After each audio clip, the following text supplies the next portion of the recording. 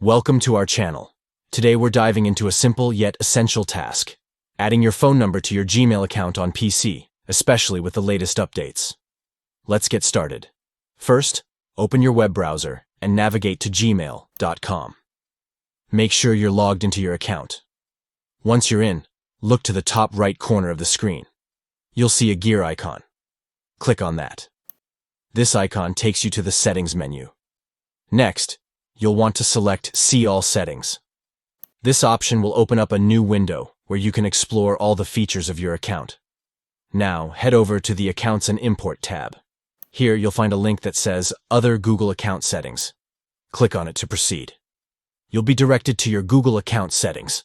From the left-hand side menu, click on Personal Information.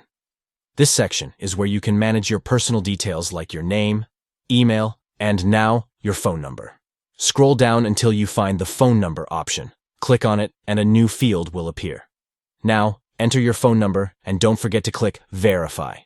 After you click Verify, Google will send a text message to your phone. Open the message, retrieve the verification code, and enter it in the field provided. Once you've verified the number, you're all set.